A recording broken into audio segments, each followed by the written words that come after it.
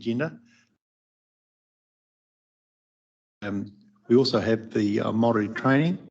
The idea was to really ensure that we get a good and full representation on this important matter. So we will continue through there and have some lunch as well. I think we've allowed an hour and a half for that. The agenda's well set out and I think it's pretty straightforward. My first task is to ask and call for apologies. Unfortunately, Councillor Quayle's wife Elizabeth has COVID, so Barry's online and will participate in full as he always does.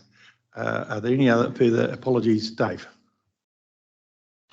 Mr. Chair, I'm aware that Councillor Hodge has an apology for today. She's an iwi. It's an iwi chairs meeting at the Government of Court, so it is of importance. So I move that the apologies be received. Councillor Hodge, it's seconded by Councillor Virco. All those in favour, please say aye. Those against, carried. Confirmation of the agenda. The agenda item that of Councillor Hodge has withdrawn that. Is that correct? Yes, item 7.1, the notice of motion has been withdrawn from today's agenda. Any other comments on the agenda? Yes, one, Chair. It's actually an agenda matter.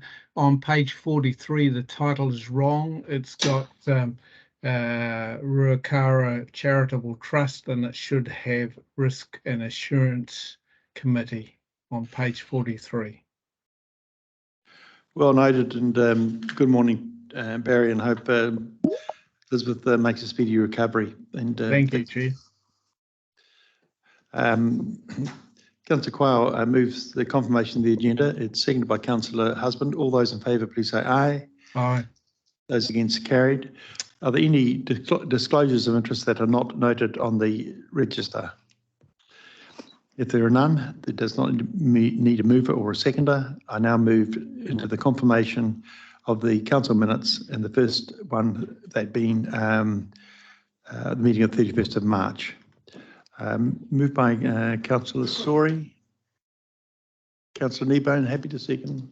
That they're true and accurate. All those in favour, please say aye. Those against, carried. Now we come to the standing committee meetings, and the first up is that of Councillor Nicol, and it's Climate Action Committee, page 15 on your hard copy. You're in your hands, Jennifer. Thank you, Chair. Most people here were at the meeting.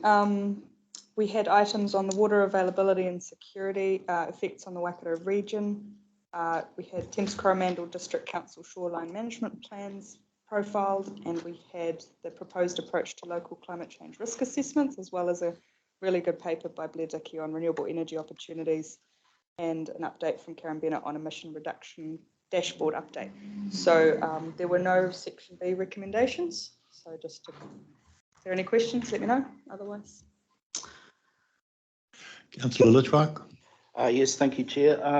Page 19, item 8, nurseries providing plants as key contributors for dealing with climate change. They require water supply security. And it was suggested that council should act on this issue. I was just wanting to know what sort of action or outcome there will be as a result of that item. Sorry, I'm just struggling to locate it. Page so 19, page 19. Item 8. Item 8. I don't see it. At the top of the page, I think it's point G. Oh, thank you. Oh, sorry, it is too. Oh, there you go. Glasses required. Thank you, Chris. Chair Nicol, are you happy to have a crack at this, and then I'll put it to the CEO? Yeah, sure. So from my recollections, that was raised by yourself, Councillor Chwaka, around the fact that it's hard in a warming climate for natives to even germinate to a lesser degree as time goes on. And so water security and water supply and storage is a key item that is a KPI of the CEOs. So I understand that's where it will go, but I'll hand over to the CEO to comment on the detail. Right. Mr. CEO, you got the question? Thank you, Chair, and thanks, Councillor Litchfield. I'm unaware of the specific issue being addressed in the water security matter. It's the water security KPI is around looking at the climate change impacts and where water might fall in the region and what that means for the future so we can develop a strategy. I'm just wondering if Karen Bennett's online and might be able to talk to this, whether you've picked it up and how we would act on this issue to specific nurseries throughout the region. Thank you, Chief Executive, and good morning, councillors. Just reiterating Councillor Nichols' comments, this was a matter identified by Councillor Lichtwark, and I think it was really just an endorsement of the conversation and to extend the conversation from urban water needs and the need for water security in urban areas and for farming communities. It was just an observation that an action to mitigate climate change is ensuring shade, ensuring trees, ensuring Indigenous biodiversity, and just a recognition that there was an opportunity to have water, best use of water to provide for all uses across our community. Through the chair, yeah, it says require water supply security. That's not really what I read in that as. I totally support the concept that nurseries should have security when it comes to water supply, as farm animals do require, but so do humans. Look, you know, there was an example when that cyclone came through and we had 4 days with no power. No electricity to drive pumps. There was only one alternative, was to use a fire pump and a local stream to water or irrigate, which was possibly illegal. But it emphasised the fact that we need some sort of security or some emergency ability to keep plants alive, you know, and when you've got a stock 100,000 plants sitting on weed mat that are shriveling in the sun, yeah, I think this is a really good idea, and I support the wording of this as in we need security, not just a you know, a view taken into account. Thank you. If it's all right with the chair, I can respond to that. I see that as you identify, it's a risk for everyone to not have enough water for various uses. So how about that's something we can definitely highlight in particular when we're working on the other item in this agenda of the Climate Action Committee of the local climate change risk assessments. So that a risk that you've identified gets highlighted in there, which will apply to pretty much every sector anyway. And then what will fall out of that will be towards the solution that you're indicating. Is that all right? Thank you. Yeah, that's great. I'll keep that in mind when we work on that in the near future. Councillor Husband? Yeah, just a follow-up question on that topic. Why, everyone would have read the newspaper this week about the consents for dams for water storage. Why does it seem that it seems like we're out of step with government, this council?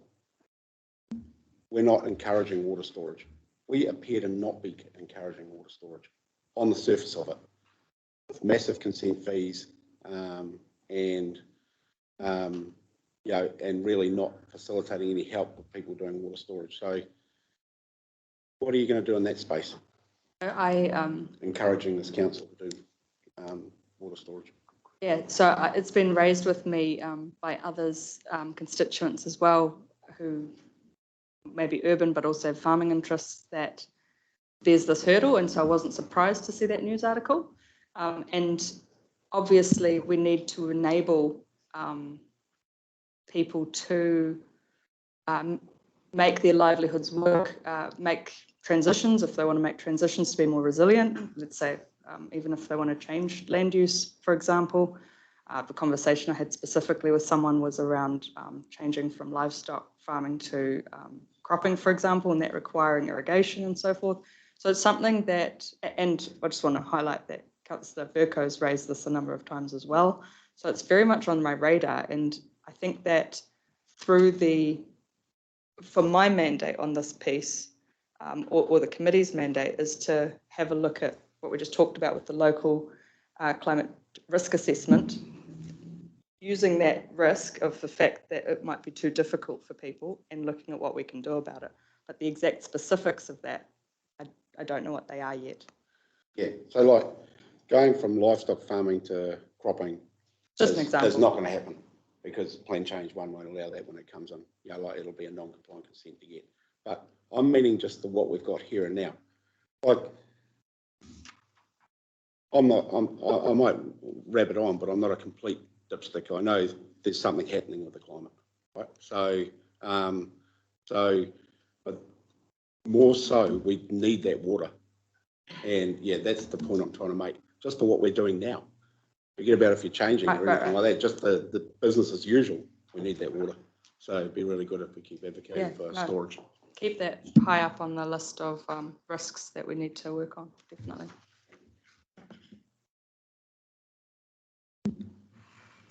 I just repeat, I don't think with the climate change, certainly there might be less water, but it's more intensive. And with that, it needs to be harnessed. And I think we'd be foolhardy unless we kind of recognise the prosperity it brings to our nation. So water is a source of life. And I believe that it's important that councils don't kind of end up to be roadblocks when it comes to actually water retention, so we can use it in drier periods of the year. That's the feedback I get. It just seems to be the hoops that regional councils put applicators into people that are applying is horrendous and expensive. That's helpful. The National Climate Change Risk Assessment did identify the water issue and the availability of water issue as the top issue. So you can imagine it'll be very near the top, if not the top issue in the regional risk assessment as well. Not wanting to preempt that, but it's right up there. So your concerns are all very valid. The upsetting thing for me is he has banged on about water storage for 9 years. For 9 years, not just the last 2 years or 3 years, 9 years. CEO will attest to that. It's 9 years and we're still here. You know what I mean? We're still in the same position. We've just treated water for 9 years on this topic. So I think it'd be good to see you push it forward. Yeah, thank you.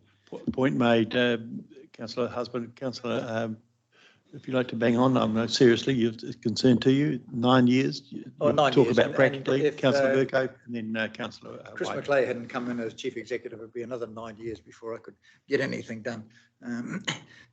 But having finally got convincing the regional council that there is a pond of water in there that does not take a drop into or a drop out of for month after month after month unless it rains, therefore I should be able to use it.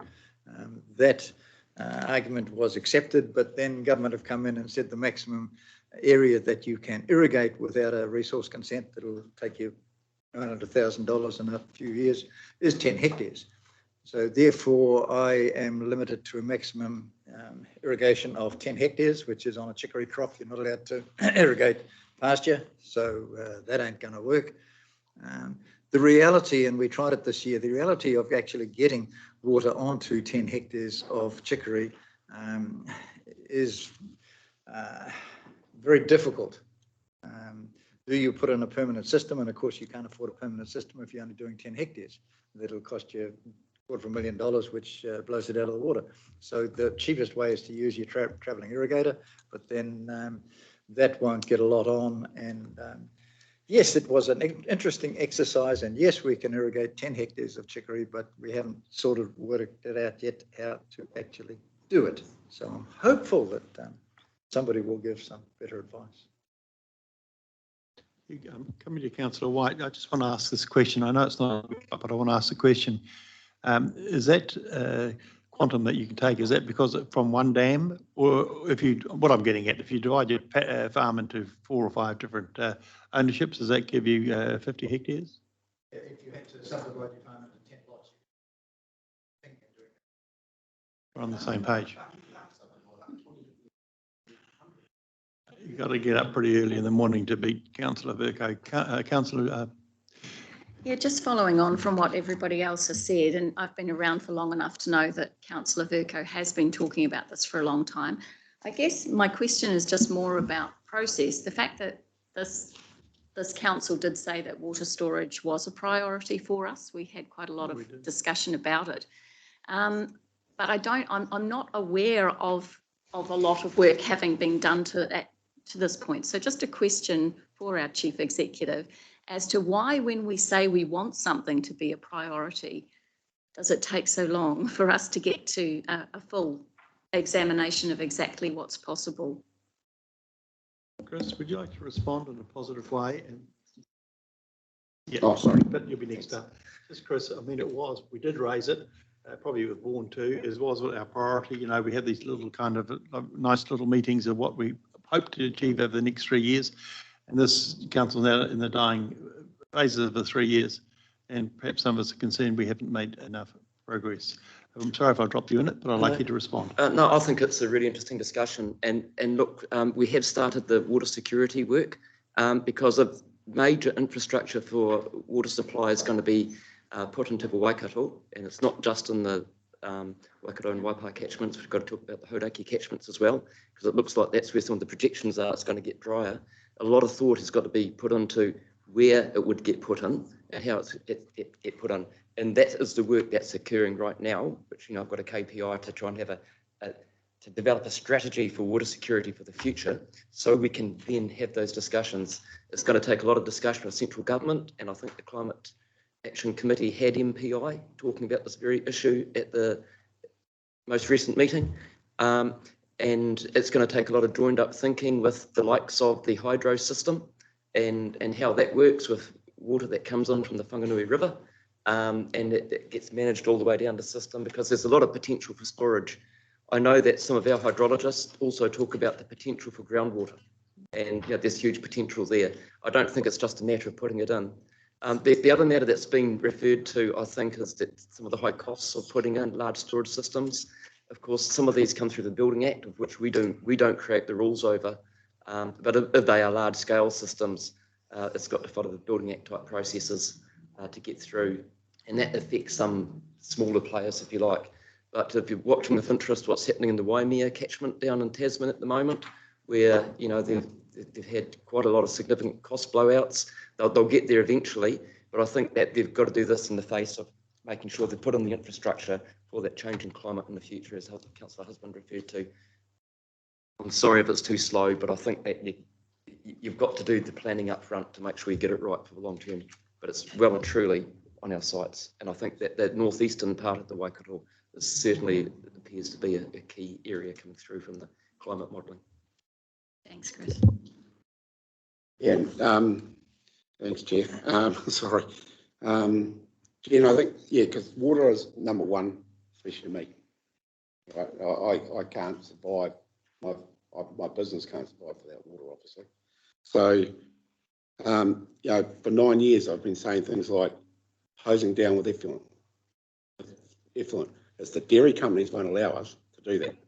So the region needs to work closer with the dairy companies about being able to use green water to hose your yard. Instead of using pristine spring water or sucking water out of a bore, I could be recycling that water 3, 4, 5 times out of my pond. So, and that's what I actually said that first time 9 years ago, and we're still here. And irrigation, you know, you don't have to drive far. Just drive over to Pyroa, and you can see those irrigators going day in, day out of the Waihau. They could have big ponds that they can, you know, for encourage water storage, that they're not having to do that, put so much impact onto the Waihau, you know, onto our waterways. So yeah, just as long, I know you've got it and thing, but it's a really important topic going forward, and the stress that's out there at the moment in the farming sector, in all sectors, with this dry, is not cool. So water it's just highlighted that we need to get smarter about our water. We can't wait another 9 years to do this. Yeah. If I may, Chair. Not giving it you. No, I hear you. I mean, my own property's only had a few days of rain in the last 6 months, so I'm seeing it myself. we've all seen how COVID exacerbated some issues that we've already had. Issues like inequality, for example, just showed it so much more and made it worse, right? So climate change is similar to COVID in the sense that it highlights to us and exacerbates issues that we've been talking about for a long time that need addressing.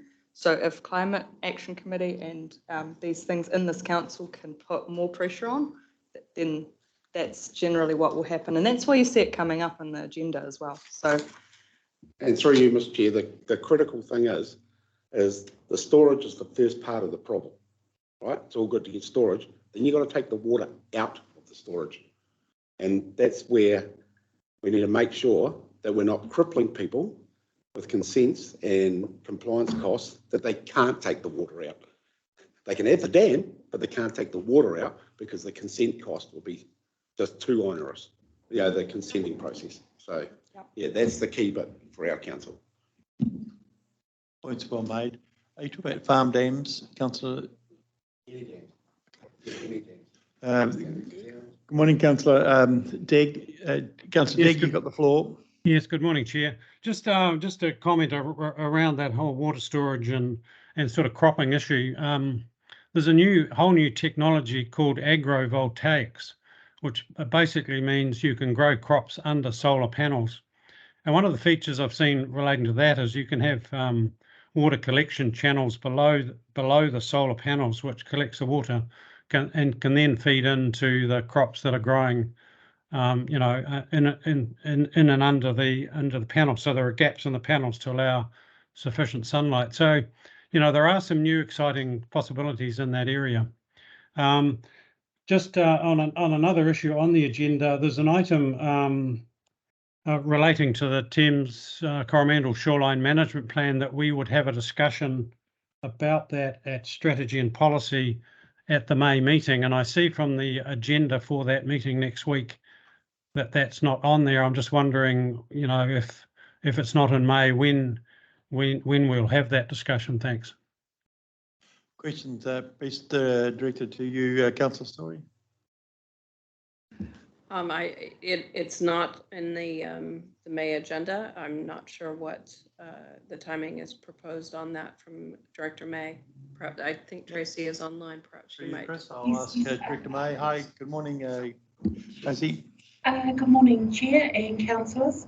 Yes, Councillor Tibb, thank you for highlighting that. I was going to speak to it at Strategy and Policy next week. As a result of the conversation at the Climate Action Committee, we did undertake to have a workshop with councillors, invite TCDC along so that we could form up a council position and input into the shoreline management plan process. We've had confirmation from Thames Coromandel District Council that they will take comments up until the end of May. Unfortunately, COVID and people not available from TCDC to host that workshop, we weren't able to get the workshop in April. We are confirming a date with Task today to have that workshop in May for councillors, all councillors, and we will have TCDC staff present. Following that, we will take either a position of council through the submission subcommittee or council at the end of May or Strategy Policy in early June. So we just wanted to make sure that TCDC was speaking to the shoreline management plan at a workshop, and then that would be followed up with a formal position of this council. Okay, thank you, Tracy. Any further questions or comments or input? Would you like to, Chairperson Nicol, move that the agenda true and accurate? Happy to. Noting that it's Section A. Councillor Husband was at the meeting. Would you like to second it? I formally put it. All those in favour, please say aye. Those against, carried. Next item is Councillor Quayle Barry. It's page 22, the minutes of the Contracts Committee of the 11th of March. That's right. Thanks, Chair. There's two sets of minutes to be considered here. Both of them are in the public open section, and we're just leading into closed committee after that. So it's very procedural. So I just put forward both this set of minutes and the one a little later as well on the same basis. So I move that. Councillor McPherson, happy to second. Questions, comments? There are none. I'll formally put it. All those in favour, please say aye. Aye. Those against, carried. And Councillor Story, it's Stratton poll, and it's page 25. And we're in your hands. Thank you, Mr. Chair. So you see on page 25 and the following, the minutes from the Strategy and Policy Committee meeting on the 15th of March. The Section A items are for noting, and the submissions that were discussed were lodged as a result of that meeting. There is one Section B item that needs to be endorsed by council today, and that is with regards to the recommendations on the Waikato Regional Pest Management Plan 2022 to 2032. So just in terms of context on this, the hearings panel presented their recommendations on the Regional Pest Management Plan 2022-2032 to the March meeting. This included that the hearings panel was satisfied that the RPMP review had gone through a robust process. Issues raised through the submissions and hearings process had been robustly considered and addressed by staff, and the proposed Regional Pest Management Plan meets the requirements of the Biosecurity Act and is consistent with any other legislation. The hearings panel was also dissolved, having met its agreed terms of reference, and the Strategy and Policy Committee endorsed to Council that the Waikato Regional Pest Management Plan 2022-2032 be adopted under Section 75 of the Biosecurity Act 1993.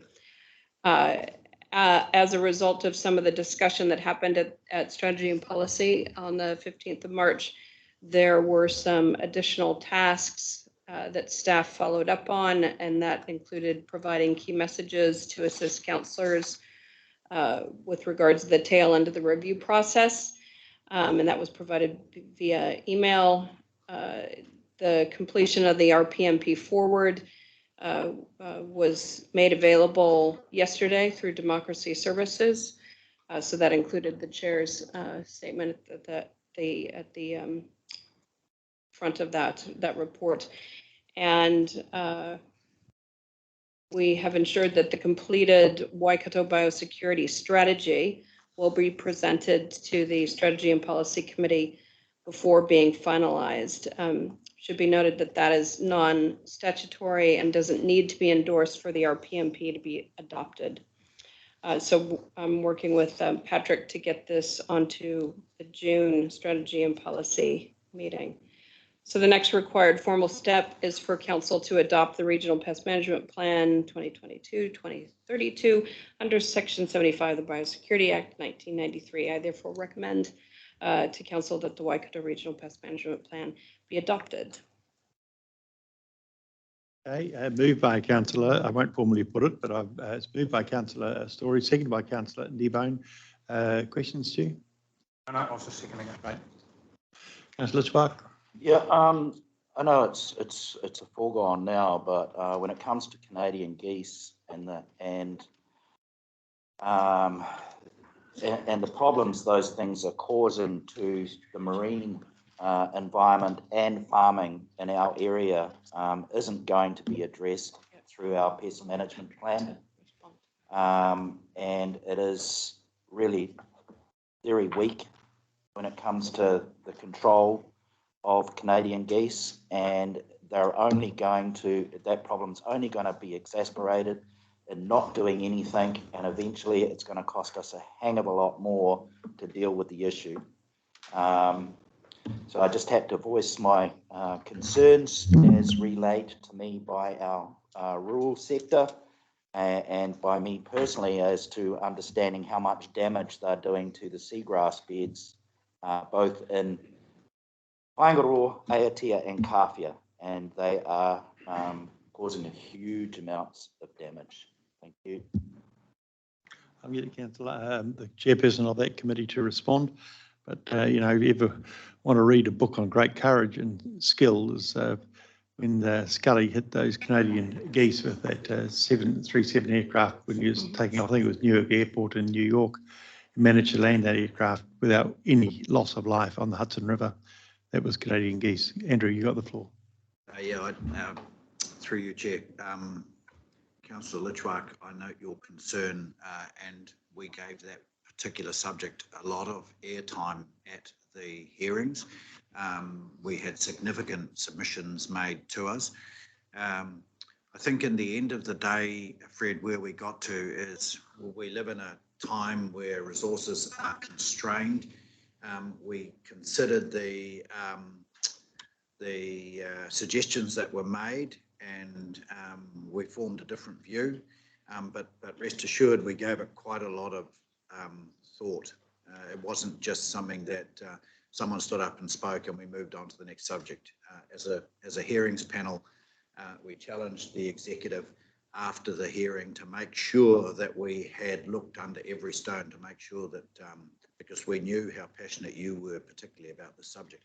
Chair, if I could also add one other point. I'd like to ask the Chair of Strategy and Policy how we're going to deal with the fact that we've got a plan signed off for a strategy that's not signed off, and the optics on that aren't particularly flash. I understand why we're in the situation we're in, but if the Chair of Strategy and Policy could address that. It's a matter I know that she's applied her mind to. Thank you, Chair. Through you, Mr. Chair, I've asked Patrick to join us and he'll talk us through what the plan is. Good. Patrick, welcome to the meeting. If we could have a response to that, gone through the hearings, when they're going to be operative, lots of problems. Yeah, Morena, and thank you. So the strategy doesn't necessarily need to be, I guess, formally signed off for us to adopt the RPMP. It's with the designers. It's pretty much ready to go. So if we can get it on to the website as a final draft, it provides a good context. And I think that'll be really important for the next steps in the RPMP process, which will be us telling all the submitters and the public that this process has gone through, and that triggers a 15-day appeal period. So they'll need to see that strategy for the context. And for exactly the reason that Councillor Litchwark has brought up is where does Canadian geese fit? If there are no rules in the RPMP, how are we going to play in that space? And that are articulated in that plan. So are you saying that you will be putting up the document in a draft form, like noted as draft, etc.? If that's the case, I'm very happy with it. Thank you very much. Before I come to Councillor Husband, did you want to just respond to what Andrew's raised? As I understand it in my discussions with Director May and with Patrick, is that we will put up the draft on the website alongside this, so that there is that contextual understanding for any potential submitters with regard to the RPMP. Thanks for the response. Councillor Husband? Oh no, Councillor White. Yeah, just I didn't receive anything extra in my email in response to the RPMP with the changes that were made. I know that there were some comments made about the bits that were missing to be added. Just wondered in terms of our process. I know it's in there as an in the agenda referring to an attachment, but do we normally actually include it in the agenda if we're going to endorse it or endorse something, so that we can actually look at it and refer to it specifically? So I was wondering about this as a process question. Thanks. Sure. It was, sorry, through you, Mr. Chair. The draft was sent out yesterday, a link to the draft. And in that, you'll see the forward, the chair's forward. That but we were just sent it yesterday. Yesterday. That I really don't think just it was the bulk of that was provided earlier. The only difference that came out yesterday was that forward, which is that's the only half change. a page. I still think we should receive those things earlier than that. I really do. It's not okay to receive it the day before. Thanks. And I really think it should be in the agenda. I mean, if other people are looking at our agendas to actually, keep track of the things that we do, I really think that it should be there, and that they should have, the 7 days that we all have to look at something. I really don't think that that's okay. Okay, points well made, Councillor White. Councillor Husband. I've got this little bucket, this little 9-year bucket, and in that little 9-year bucket is water storage and koi carp. And I'm very disappointed that koi carp is not included in this one. We've had money off Eugenie Sage, and if I hear it's DOC's responsibility, I'm going to puke, because it's happening in this region. It is destroying our waterways, and we know DOC are doing nothing. And Patrick's going to say it's DOC's responsibility, and they've got the major millions of dollars that needs to be gone into this thing, or some partnership, but the reality is they're getting worse and worse and worse. So at what point does region step in and say, actually, enough?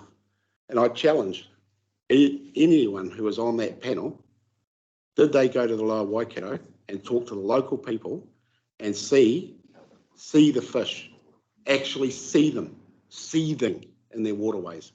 Because, and the undermined banks that have gone under for 2 to 3 metres on our catchment infrastructure. So did the board go and have a look at that? Because that's the important stuff. So, and I don't want to hear an excuse why we didn't do it. I just want to say I'm disappointed in it. And I'm not blaming anyone on the panel, because I know it's bigger than the panel. But I think as a regional council, it is upsetting that we just seem to be fobbing this off, a couple $100 grand. That's piddling on a house fire. So, no, I'm quite. I mean, I know everything that you guys know. I know that it's bigger than thing, but somehow we've got to. I just want to make the point that somehow this has to come in under region at some stage.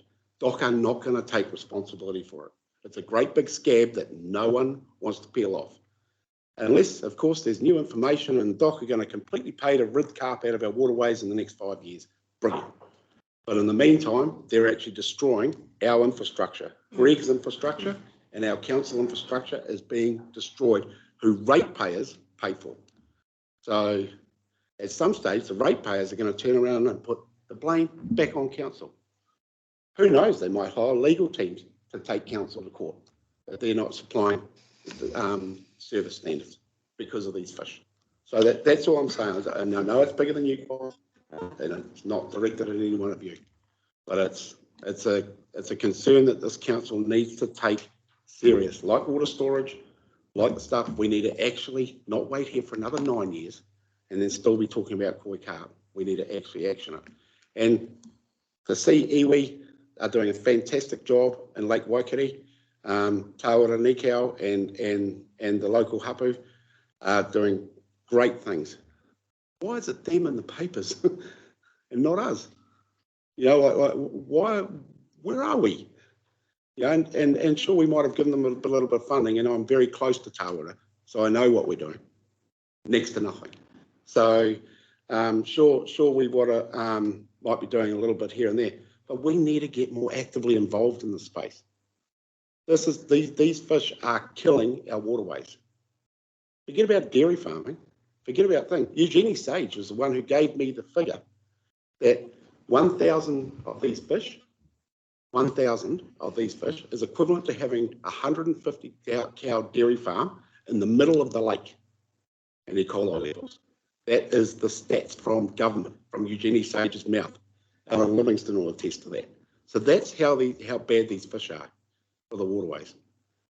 And if you look at the photos that Malcolm sent around year after year after year after year, when the floods go out and his fish are a metre deep over all his paddocks, there's more than 1,000 out there. And that's just in Lake Waikare. When our flood infrastructure, when Kenny and the boys are out down the Waihau, things are getting jammed up, grates are getting jammed up with these things. There's thousands of them in the Waihau. There's billions of these fish. And somebody at some stage has to do something. So, yeah, that's all I'm saying. It's more of a blur and not a need for a response, because I know the constraints that are on everyone on the panel. It's not a blame on anyone on the panel. But I'm just hoping that someone on the panel, and I'm sure Pamela being constituent councillor out there, and same as the Canadian geese, exactly the same issue. These are regional problems that need to be dealt with regionally. Yeah, thank you. I'm coming to you, Councillor McPherson. The question, like we put up 250,000 K. I understand that, but it's better than zero. We do Waikiri at the weekend too, and man, the housing development in that area is very impressive. The lake is not impressive. It's actually gone a kind of orangey, kind of orangey colour on the western side, and quite disturbing to say the least. So, Mr. CEO, you paid the big money. What are you doing about it? You're doing experimental with kind of fertiliser. Sir Michael Friedlander, we had that meeting. Fred was there as well. He's put personal money up as well. What are you doing about it?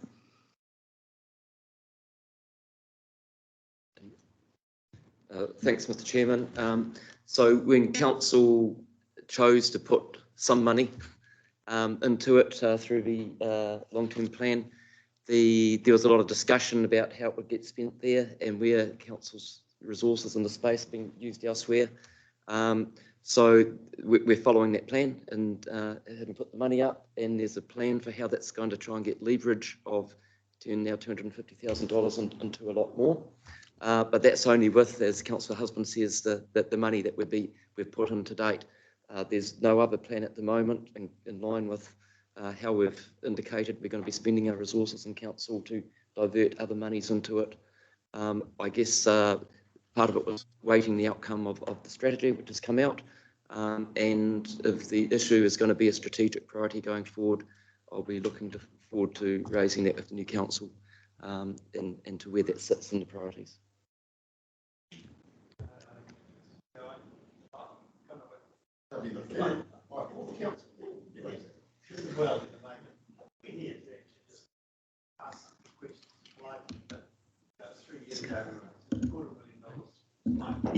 Chicken shit or chicken feed in some people's eyes. It's not as far as this, because I thought we might be able to leverage from it.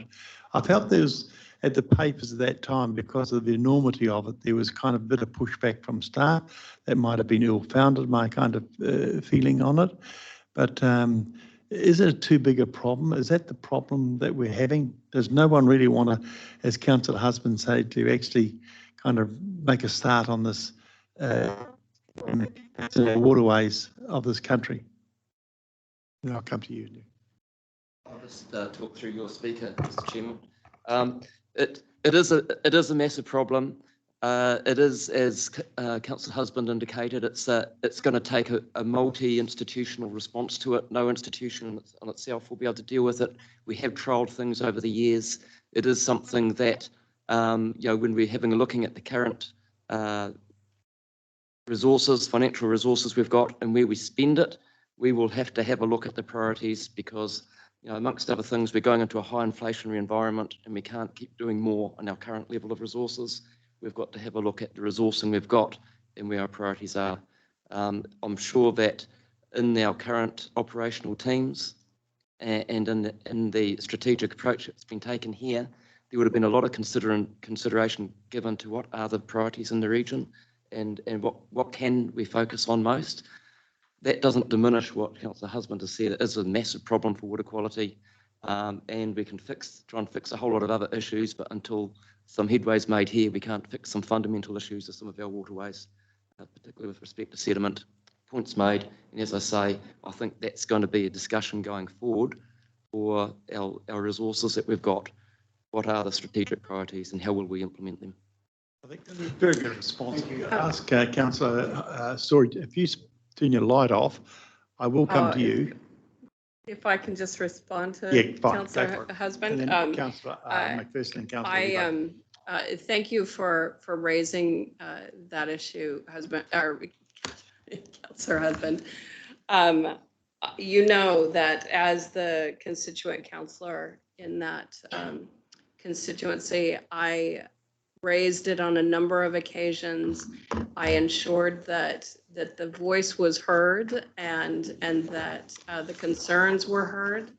I think that, you know, given your statement that the former Minister of Conservation clearly acknowledged the negative impact, the widespread negative impact, it's unfortunate that the ministry didn't, along with that statement, contribute the funding and the assistance to address the issue, because it is bigger than Waikato Regional Council. And so it's unfortunate that when central government acknowledges the issue, they don't also contribute to an answer. So it was certainly taken into consideration. Through you, Mr. Chair, I'm just wondering if the chair of the hearings panel wanted to make any Yes, he's comment. the next speaker. Yeah, no, in relation to Councillor Husband's blur or blah, whatever it was he said, I heard you, and I think you're absolutely right. I don't want to add much more to what Pamela's just said, but I do want to give Councillor Husband some assurance that if I look at the issue Stu and I have faced in Aotearoa with Lake Ngaroto, and we've had a huge death rate of fish in that lake. And what's happening is citizen science, in other words, a man who sails that lake most days of his life, reports to me the drastic kill-off of fish, followed by an amazing return of clarity in that lake. And as a result of that, we've managed to get a young engineering, mechanical engineering graduate interested in the problem. He's doing a PhD as part of his engineering qualification. He's raised in the Waipa. His PhD's been supervised by Waikato University. And guess what? It's on electrofishing.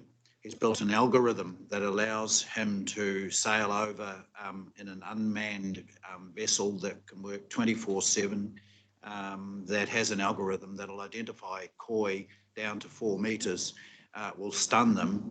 They'll float to the surface. They're then harvested by a vessel that's already been built at Waikato University. And guess who's supporting him with the, what would you call it, epidemiology and the zoology, is none other but our brains trust upstairs.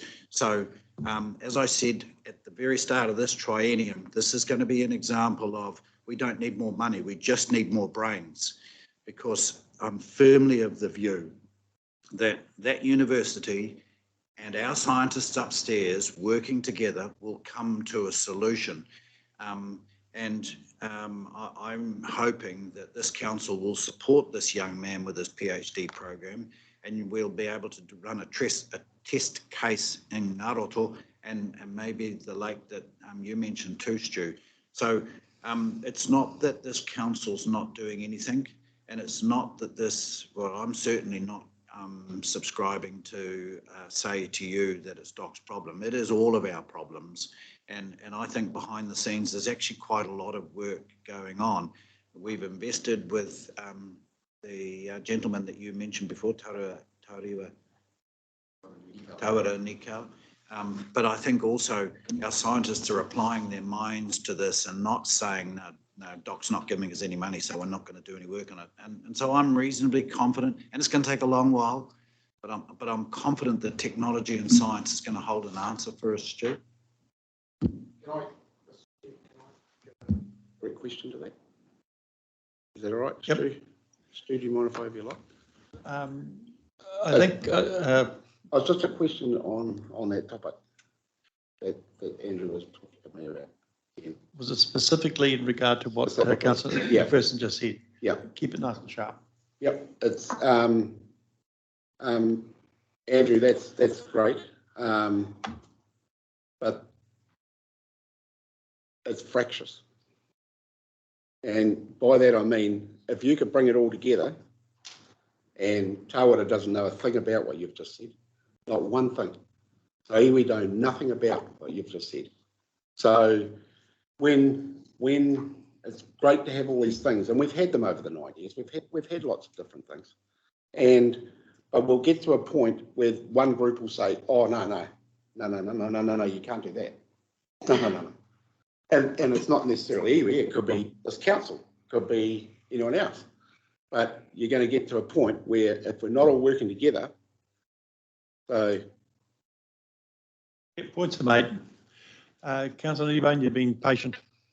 I was just letting people know that next week at ICM we've got a report coming from Michelle Archer on where we're at in terms of spending some of that money on koi. It's focused on infrastructure and opportunities to try and manage the fish that way, which of course is just one option, but just want to let everyone know that if they're interested, ICM next week. She'll be there anyways. Right. Thanks for that. Andrew. You know the correct? Right. Brett? Yeah, just following on from Councillor McPherson and supporting the community science initiative. And I was party to one of those community initiatives with Chair Remington. I think that was last triennium where we went to Tikawhara. And the suggestion there was that community-led project that wasn't supported, and was really disappointed because a lot of our, community well-beings and a lot of our documents point towards supporting community initiatives, and they're not. And guess what? They've eradicated the carp. And that community initiative, there really is expertise within these communities, whether it be farming communities, and that happened to have been a farming community working with a commercial eel fisher, and they wanted to load these areas back with eels, to put a prohibition on taking eels, and eels will eventually eat the alvas, the smaller, not alvas, they will eat the small carp to extinction. And there are very much ways of eradicating these things, but nobody is taking a lead role. And again, I think it's poor governance. I think this council should have stepped up to this and actually put more resources into supporting community initiatives, as Councillor McPherson has pointed out with his electric fishing, and supported some of these other initiatives that are out there that we are constantly turning down. Thank you. Last speaker is for the third time, but it's very important. Yeah, it is an important topic. I mean, it's probably the most electable topic Pamela and Fred have to stand on. Koi carp is a savage issue out there, so, and myself and you in our area. But that's the bit I'm saying, Andrew, right there. Fred's articulated it nicely. These community-run things are getting no support from this regional council. Sorry, they're not. Sir Michael Friedlander, put in his own money to do that trial. We haven't even checked in to see how it's going. We haven't even checked in to see how it's going. Guess what? They're gone out of that waterway. Guess what? It's succeeded. We haven't even checked in. Pamela knows. I know. But this council hasn't even checked in. And they've known about it. Don't say you haven't known about it, because I've said it 1,000 times about Sir Michael Friedlander's project and the eels eating the babies and baby carp and all that. That's exactly, and that's going to happen to your mate. And the next council or the next council that's exactly what I'm trying to say. We need to get in behind and support, whether it's that guy, these people that are out there. I check in regularly with Murray Twining and all those boys like this. Has our council touch base with them? No. No one even knows that we've eradicated the carp out of here. So that's exactly what I'm talking about. It's a small waterway, by the way. It's not Lake Waikato, but it's it's a step. So yeah, that's all. Thanks very much for your contribution. And look, the topic is an important one. And I think what we've had today, it's a full council meeting. It's not even a standing committee. It's not a workshop, but I think it's of such importance. The chair's let this drift on more than he would normally do. I formally put the motion. It's moved by Councillor Story, seconded by Councillor Kneebone, that the report be received Section A for Section A for noting, Section B for adoption. All those in favour, please say aye. Those against, carry. Barry, if you're still with us, and Yes. I'm sorry about that, Kathy. Councillor White against, and Councillor Litchfield. That the report not been received. Okay, I understand. It's been noted.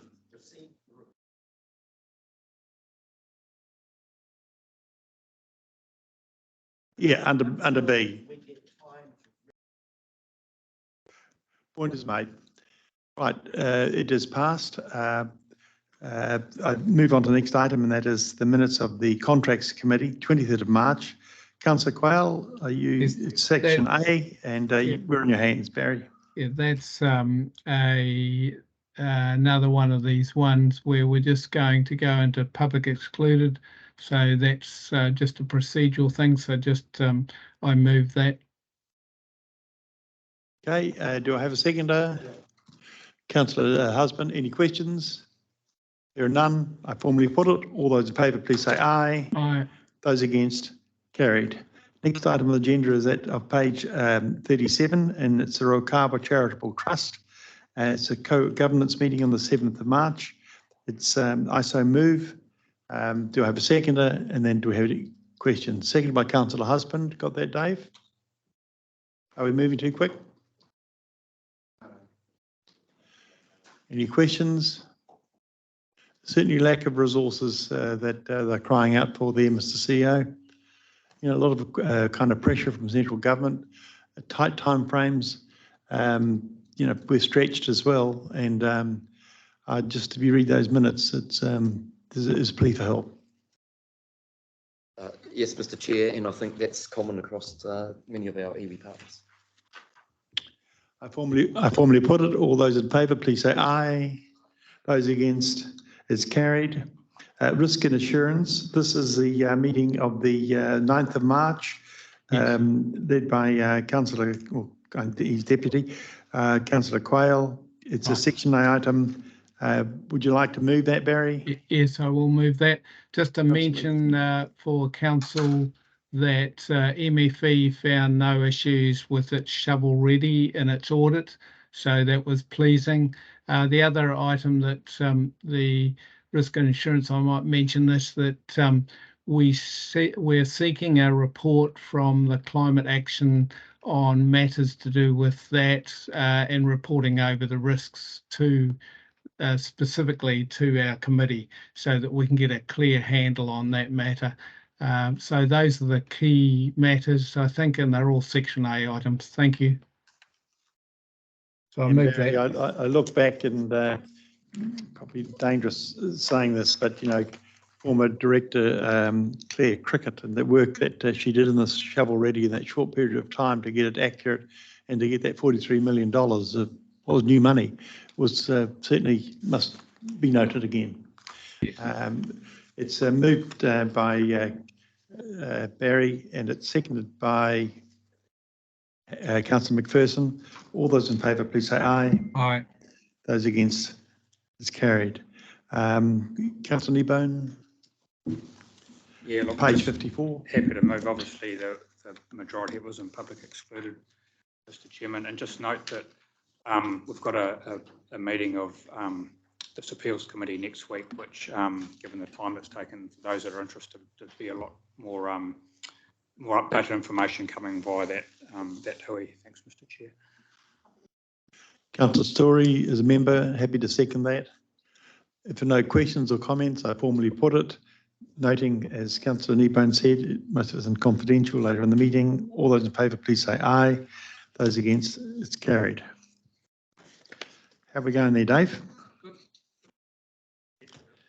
This, the other item was really interesting. It's page 59. This is the Tūwharetoa Maori Trust Board. It's a meeting on the 21st of March. It's under Section A, and I move that it be for noting, and I'll call it for a seconder. Councillor McPherson, any questions? Councillor White. Actually, just a comment because it was mentioned in the committee that we still don't have a second person from Tūwharetoa allocated for the Lake Taupo Protection Project Joint Committee. We haven't had a second person for the whole of this term, and it has created a problem occasionally with a quorum. So we've had meetings cancelled. Can we please make this a priority that we pursue this with Tūwharetoa? Because, you know, sometimes there are times where this meeting is cancelled and then we have to have something like an extraordinary meeting. And yeah, I just don't think it's good enough. I think we need to actually make sure we've got a second person so we don't have trouble with somebody not turning up. Thank you. As we stated just 3 or 4 minutes ago, under the pump, because for the reasons beyond the control, what can you do about it, Chris? I will take the councillor's suggestion, and we will continue looking at you, Neville. We'll continue to advocate for Tūwharetoa Māori Trust Board. They also have an acting chief executive in place at the moment, I think, until October. So we'll work through the acting chief executive, Raukawa, to see what we can do to get that position. Thanks. Councillors, I think you're aware that we won a prestigious award in the Solgum. That's a group of CEOs that all get together to look at their salaries and conditions and so forth. I think he's tired of that, but that's what it is. It's a cartel. But it's quite seriously, it's we won, you did, this council won the award on section 33 of the kind of checking and that kind of stuff of their own lands, and outside that, it's groundbreaking, and the award is prestigious, and I have taken it upon myself to get a replica created, and that next meeting that needs to be presented to them. It's identical, and it's I think it's the right thing to do. So I so move. It's moved by Remington, seconded by McPherson. All those in favour, please say aye. Those against, carried. It was section A item for noting. The next item that is that Councillor White. Yes, Stu's welcome to make comments on this as well. You were actually there at that one, weren't you? I'm just trying to remember. No, no. Oh, you weren't at that one? Page 66. Yeah, and yeah, I mean, I'm happy to actually move this. Yet again, it was a really good committee meeting, really good people on this committee, and always have great conversations with them. Mainly, the main things that we were talking about were the update on the development of Te Kaupapa Kaitiaki, and the fact that we're at the moment sort of involved in, and we just had an update on the development of that, but it's ready to go, and we've had really good feedback on it. So, any questions? Councillor Husband. Yeah, I'd just like it minuted that I'm a sincere apology for this meeting as I had COVID. So it's my #1 favourite meeting in the entire 9 years. It really is. It's the most beautiful meeting I've ever attended in my life, actually. So I really don't like missing them. So I'd like them to know that I only missed it because I had COVID. Yeah. It's moved by Councillor White. Point is noted, Councillor Husband. Seconded by Councillor Remington. I was a non-voting member, but there through most of that meeting. I formally put it. All those in favour, please say aye. Those against, it's carried. The next one is that of the Waikato Raupatu River Trust and the governance meeting. It's dated 29th of March, page 72. It's co-governance, section A. I so move. Question. I'll get a second and then I'll ask come to you, Fred. Second by Councillor Nicol. Question from you, Fred. Yeah, on page 78, number 12, shovel ready. I'm just a little bit bewildered as to why within our Waikato West Coast zone there is a shortage of service providers, and the need for iwi to grow in that space. When I'm aware of a local nursery there that's got 100,000 plants sitting on the weed mat looking for a home. Sounds like the Waikato thing. Similar sort of thing. I'm not sure why that there appears to be some community groups that are completely being overlooked. Now, it's not to say that their 27 years of service to the West Coast should be overlooked, but it is. So there is an oversupply, not an undersupply on the West Coast, because I've had to lay staff off because there's insufficient sales of plants or work that's coming forward. Now, this is another community group, community initiative, and this council is supposed to be supporting communities. It's all through their documentation as to how they like to support community initiatives, and yet again, it's not happening. So why is that documented as a shortage? Fred, I'm going to get that question answered now by Director Ryan, and then I'll come to Councillor Strange. Greg, good morning. Kia ora.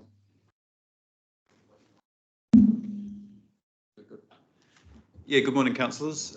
So I can't speak to that minute in particular. I wasn't at that meeting. What I can provide council with the assurance of is that all of our plant procurement work goes through a rigorous and transparent process in terms of putting out open tenders for our various projects, whether it be supply or planting as well. And so every nursery has the opportunity to participate in those particular processes, obviously within the bounds of the particular projects and the funding requirements. Okay, Fred, I'll get you to flick that off. It's yours, no worries. Councillor Strange, I'm just going to hold it for a moment. Is this apropos what we're talking about now? Yes. The meeting will flow better if you ask your question now, if it's relation direct to that topic. So I'm assuming, Director Ryan, in answering the question the way that you have, are you saying to Councillor Litchwark that the aspirations of this council in relation to community development are one of the weighted attributes that are factored into our procurement decision? Often that is the case, yes. As I said, the contract procurement does vary depending on funding requirements. Often funding deeds have specific requirements around community development, but that is often a consideration in our open procurement processes. That is a weakness.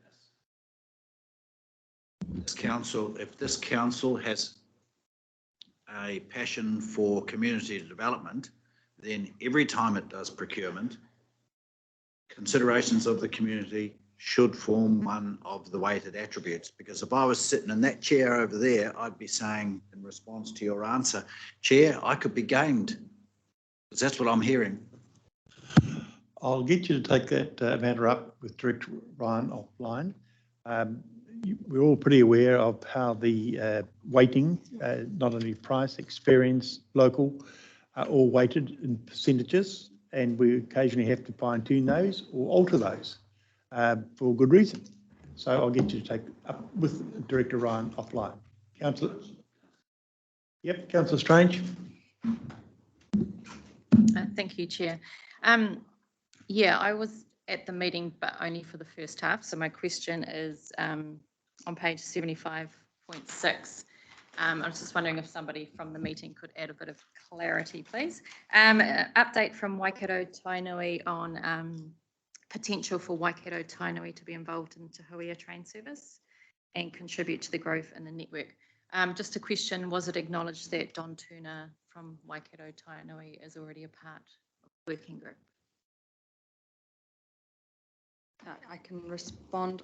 I mean, it was a little while ago, but I believe that was talked about. But I'm sorry that I don't have more in my recollection about that exact point, nor about the point that Councillor Litchwark raised. But I do think that we went off track with that bullet point for Councillor Litchwark raised into a different direction. Notwithstanding, that's probably a good conversation, but it might just be worth looking back at the video for the very last points to clarify those. Yeah. Oh, okay. Since my memory fails me. Thank you. I was just wondering if perhaps that could be highlighted, that they already are an essential part of the working group. Yeah, thank you. Can you note that, Dave? Angela, are you done and dusted? Okay. Councillor Nicol? I'd already pretty much said what I'd meant to say, which was in regards to that bullet point where we went off track. Okay, Councillor Husband? Yeah, thank you, Chair. I'm sure Councillor Kneebone and myself, who both chair the integrated catchment, will take the concerns here today, because it's been with the director, take them up with the director, because I think this has been a concern that I raised through the Piako Green Corridor as well, the social procurement. And I actually raised the point, well, we've got Fred, I keep saying he's got thousands of trees. We've got Ngāti Hawa, but instead we're going to wait for this group to grow their own trees and plant them on the Green Corridor. So in one particular case. So I just want to make sure that, yeah, that it's all above board and everyone. So, yeah, because it seems there are trees there, but yeah, we're not, yeah, I just want to understand that whole scenario.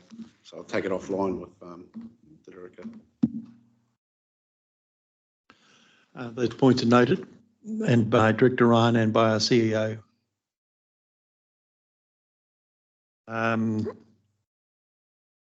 Last but not least, is that Fred? Are you done and dusted? Yeah. Okay. It's moved by myself, it's seconded by Councillor Nicol. Then Section A item, that'd be for noting. Settle delegated authority. All those in favour, please say aye. Those against, it's carried. The item at the outset of the meeting in regard to Councillor Lichbach has been withdrawn by Councillor Hodge, and I am actually running within 2 minutes of time. So the meeting stands adjourned for a cup of tea.